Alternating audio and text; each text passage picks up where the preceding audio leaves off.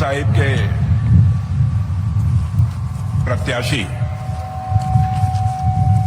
और भारत सरकार के पूर्व मंत्री श्रीमान रविशंकर प्रसाद जी, विधायक बाढ़ श्री ज्ञानेंद्र सिंह जी ज्ञानू, पूर्व विधायक बख्तियारपुर श्री रणविजय सिंह, भाजपा नेता लल्लन सिंह, श्री अरुण शाह, भाजपा बाढ़ जिलाध्यक्ष, धर्मशील गुप्ता सांसद राज्यसभा, श्री पवन सिंह सभापति बख्तियारपुर, श्री नरेंद्र सिंह मंच संचालक, श्री पुरुषोत्तम कुमार, श्रीमती पिंकी कुशवाहा प्रदेश भाजपा नेत्री, प्रियंका उप सभापति बख्तियारपुर, यहां मौजूद मेरे सभी सम्मानित बहनों एवं भाइयों, मैं आप सबसे क्षमा चाहूंगा कि आप सबके सामने मुझे बैठकर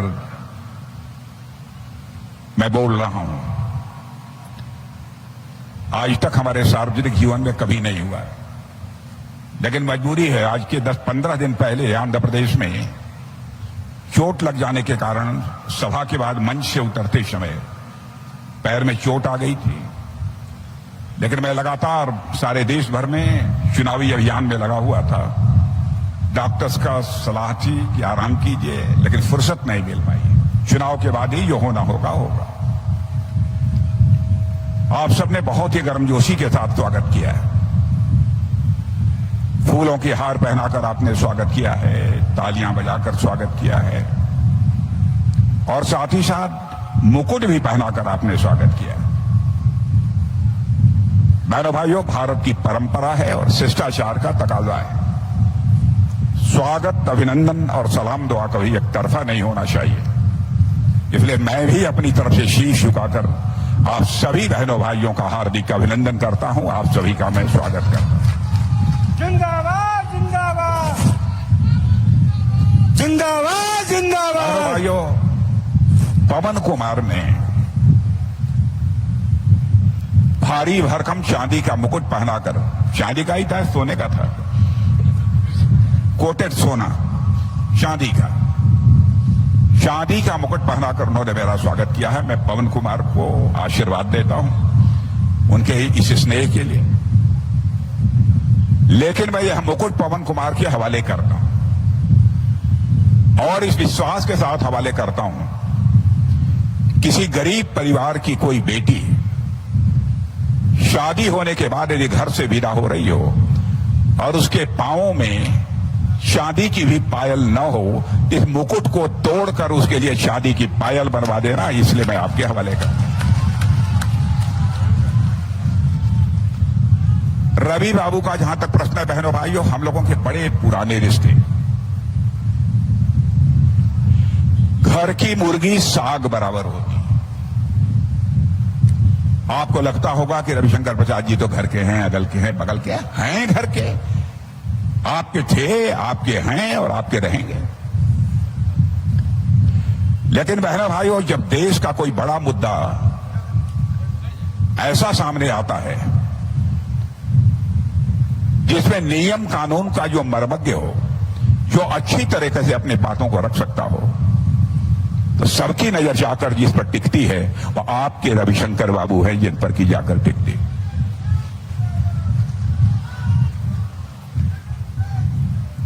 राम मंदिर के निर्माण में अदालत में जो जिस प्रकार की प्रभावी भूमिका निभाई है, लखनऊ में ही वह बहस हो रही थी, शायद इलाहाबाद हाईकोर्ट के लखनऊ बेंच में, मुझे वहां के वकीलों ने बताया। बहस करने के बाद सारे वकीलों ने रवि बाबू को घेर लिया, बधाइयों का तांता लग गया था। राम मंदिर तो हम लोगों का वादा था, बार बार हम लोग कहते थे रामलला हम आएंगे, मंदिर यहीं बनाएंगे। हम लोगों के जो विरोधी थे वह कहते थे हाँ हाँ, बार बार आप लोग कहते हैं रामलला हम आएंगे, मंदिर यहीं बनाएंगे, लेकिन तारीख नहीं बतलाएंगे। बहनों भाइयों, वह दिन 22 जनवरी का आ गया जब हमारे प्रधानमंत्री ने अयोध्या में रामलला की प्राण प्रतिष्ठा कर दी धर्माचार्यों के मार्गदर्शन में। और मैं विश्वास के साथ कहना चाहता हूं बहनों भाइयों, अब रामलला अपनी कुटिया से निकलकर अपने महल में प्रवेश कर चुके हैं। भारत में राम राज्य का आगाज होकर रहेगा, मेरा पक्का विश्वास है। कोई कहता है कि राम राज्य कैसे आ जाएगा, राम राज्य किसे कहते हैं? मैं कहता हूं जिस दिन हर भारतवासी के अंदर कर्तव्य बोध पैदा हो जाएगा, समाज के प्रति, देश के प्रति हमारी क्या जिम्मेदारी बनती है, जिस दिन यह कर्तव्य बोध पैदा हो जाएगा, उस दिन मैं मान लूंगा कि भारत में राम राज्य आ गया। राम को जंगल जाना पड़ा केवल कैकेयी के अधिकार बोध के कारण। हमारा पुत्र ही सिंहासन पर बैठना चाहिए, इसी कारण अधिकार बोध बराबर यह संकट पैदा करता है। बहनों भाइयों, राम राज्य यदि होता है तो सबके अंदर एक कर्तव्य बोध होता है। हमारी जिम्मेदारी क्या बनती है? आपने देखा होगा कि हमारे प्रधानमंत्री के आने के बाद कई मामलों में इस देशवासियों में एक जागरूकता पैदा हुई है।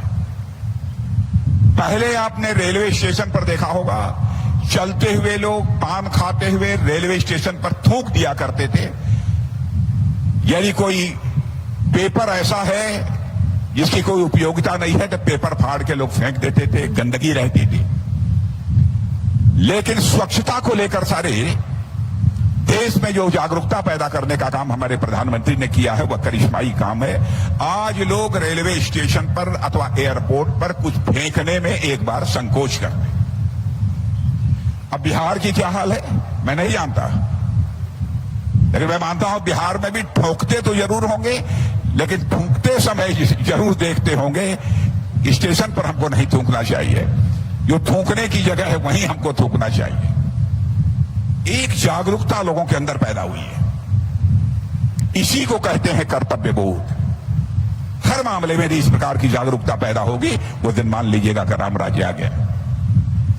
बहनों भाइयों, इस हिंदुस्तान की सबसे विश्वसनीय राजनीतिक पार्टी यदि कोई है तो वह भारतीय जनता पार्टी है। आप कहेंगे कि अपनी दही को तो कोई खट्टी कहता नहीं है, आप भी नहीं कहेंगे। हमारे यहां कोई व्यक्ति झूठ बोल सकता है पार्टी का, लेकिन पार्टी का यहां तक प्रश्न है, मैं दावे के साथ कह सकता हूं, जो हम कहते हैं वह करते हैं। हमारे कथनी और करनी में अंतर नहीं होता है, हमारे कृति और कथन में कोई अंतर नहीं होता। 1951 में हम लोगों ने कहा था कि जिस दिन हमारी सरकार बनेगी, संसद के दोनों सदनों में हमको स्पष्ट बहुमत मिल जाएगा। डंके की चोट पर धारा 370, जिसके तहत जम्मू कश्मीर को विशेषाधिकार प्राप्त है, हम उसे समाप्त करेंगे और करके दिखा दिया हम लोगों ने। राम मंदिर का वादा किया था, पूरा कर दिया। 3 तलाक के बारे में लोग ये कहते थे, आप लोग हिंदू और मुसलमान को बांट करके राजनीति करते हैं। बहनों भाइयों, मैं स्पष्ट शब्दों में कहना चाहता हूं, चाहे इस देश का रहने वाला हिंदू हो, मुसलमान हो, ईसाई हो, यहूदी हो, कोई भी हो, जो भारत का नागरिक हो, हमारे भाई है। हमारे ऋषियों और मनीषियों ने तो यह संदेश दिया है, भारत की सीमा ही क्या, पूरे वसुधा के ऊपर, पूरे विश्व की धरती पर रहने वाले लोग यह हमारे परिवार के सदस्य हैं। यह मानते हुए विश्व को वसुधैव कुटुंबकम का संदेश भी दुनिया के किसी देश की धरती से गया है तो वह भारत देश की धरती से गया। भारत के लोगों का मन इतना बड़ा। अब 3 तलाक लोग कहते हैं दूसरे धर्म के मामले में। बहनों भाइयों, हिंदू हो, मुसलमान हो, ईसाई हो, यहूदी हो, जो भी भारत का नागरिक है, उसके किसी मां, बहन और बेटी के साथ, चाहे वह किसी धर्म की मानने वाली हो, उसके साथ कोई जुल्म और अत्याचार होगा तो भारतीय जनता पार्टी उसके साथ खड़ी रहेगी। सरकार बने या न बने, इस बात की हमको चिंता नहीं है। भारत ही दुनिया का अकेला देश है जिसने कहा है, यत्र नार्यास्तु पूज्यन्ते तत्र रमन्ते देवा। भारत ही ये बोलता है। तो हमने यदि तलाक की प्रथा को समाप्त कर दिया तो क्या अपराध किया? आप किसी से शादी करें, 3 दिन के बाद चलते चलते 3 बार तलाक तलाक तलाक करके छुट्टी कर दें। दुनिया की कोई देश बर्दाश्त कर ले, कोई राजनीतिक पार्टी भारत की बर्दाश्त कर ले, लेकिन भारतीय जनता पार्टी से किसी भी सूरत में बर्दाश्त नहीं करेगी। एक देश एक कानून की बात लंबे समय से हम लोग करते चले आ रहे हैं। आज मैं आपसे कहने आया हूं बहनों भाइयों, हम सभी धर्म के लोगों के समान नागरिक संहिता हम लागू करेंगे सभी धर्मों पर। अलग अलग नियम कानून सबके लिए नहीं होने चाहिए, यह हम लोगों का संकल्प है। देश में बहुत सारे सुधार भी करने की आवश्यकता है, उस पर भी हमारी सरकार ने बहुत ही प्रभावी कदम उठाए हैं। छोटी सी बात है, आप देखते हैं लोकसभा का चुनाव हुआ, कितने साल के बाद आ जाएगा विधानसभा, यहां का विधानसभा का चुनाव 2024 में यहां लोकसभा का चुनाव हो रहा है, 2025 में विधानसभा, फिर आप लोग ऐसे ही आएंगे, बैठेंगे, समय बर्बाद होगा, देश का अतिरिक्त धन खर्च होता है। हम लोगों ने फैसला किया है कि इस बार हमारी गवर्नमेंट बनेगी तो 1 नेशन 1 इलेक्शन, इस सिस्टम को हम सारे देश भर में लागू करेंगे। एक देश तो एक चुनाव, विधानसभा और लोकसभा चुनाव साथ होंगे, यह हम लोगों का फैसला है। बहनों भाइयों, 10 वर्षों में तो मैं प्रेस के दोस्तों से कहना चाहता हूं कि हमारी कोई बात गलत हो, आप अपने अखबार के पन्नों पर लिख देना, हमारी आलोचना कर देना, हम उसका स्वागत करेंगे। क्योंकि जिंदगी में हमने राजनीति की है तो जनता की आंखों में धूल झोंक कर कभी राजनीति नहीं की है। राजनीति की है तो बराबर जनता की आंखों में आंख डालकर राजनीति की है। इसलिए मैं कह रहा हूं, हम आपको गुमराह करके आपका समर्थन हासिल नहीं करना चाहेंगे। बहनों भाइयों, हम लोगों ने अभी देखा होगा, आपने कई ऐसे प्रभावी कदम उठाए हैं। पंडित जवाहरलाल नेहरू का भी शासनकाल आपने देखा है, श्रीमती इंदिरा गांधी का भी देखा है, राजीव गांधी का भी देखा है, डॉक्टर मनमोहन सिंह जी का भी देखा है।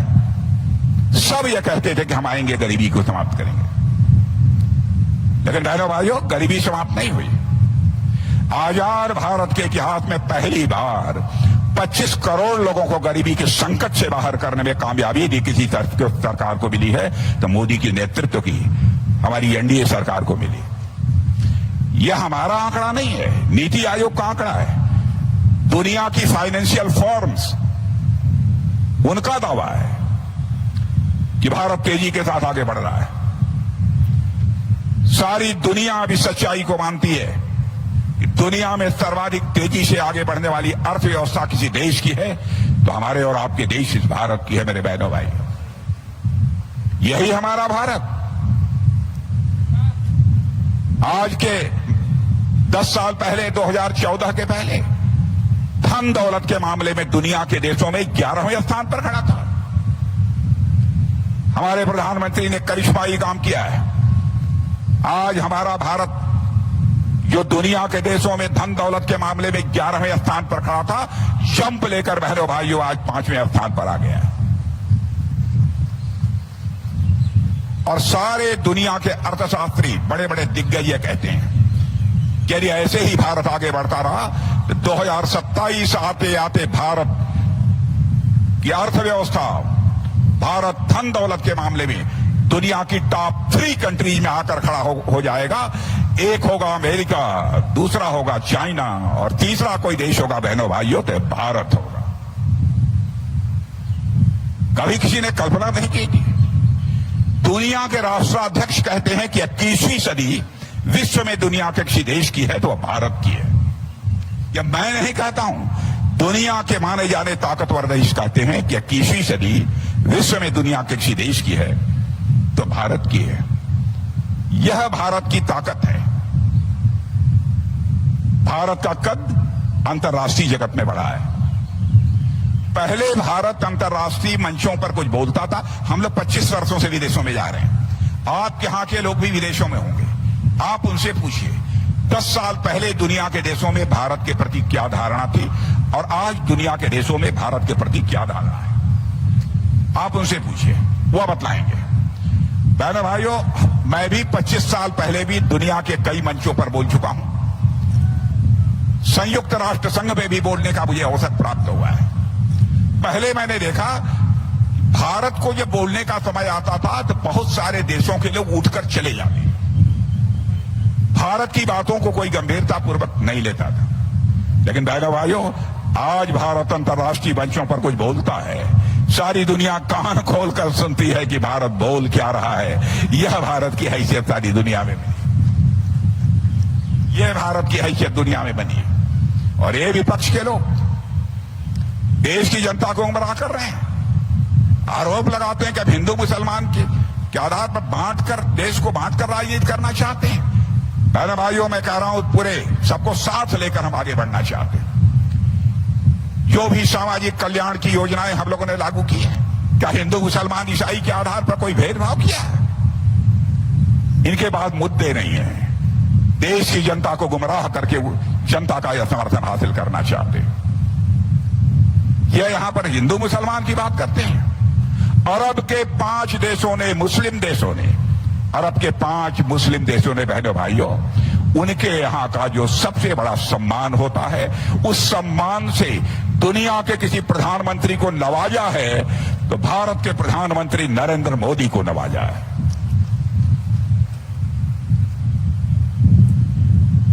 यह हैसियत है भारत की। इसलिए मैं आप लोगों से अपील करने के लिए आया हूं। मेरे पास एक चिट्ठी आ गई कि 5 बजे हो गया, 10 मिनट में समाप्त करना। बहनों भाइयों, इसलिए मैं आपसे अपील करने आया हूं। देश आगे बढ़ रहा है, आप सबका समर्थन चाहिए। राहुल गांधी अभी कुछ दिनों पहले उन्होंने कहा कि मैं लंबे समय तक सिस्टम को देखता रहा हूं, क्योंकि हमने इंदिरा जी, उनकी दादी थी, वो भी प्रधानमंत्री थी, वहां भी मैं जाता था। हमारे पिताजी राजीव गांधी जी थे प्रधानमंत्री, तब भी मैं जाता था। डॉक्टर मनमोहन सिंह जी जब प्रधानमंत्री बने तब भी उनके घर जाता था। मैंने इस सिस्टम को बहुत ही नजदीक से देखा है। सिस्टम यह पिछड़ा विरोधी है, यह सिस्टम दलित विरोधी है।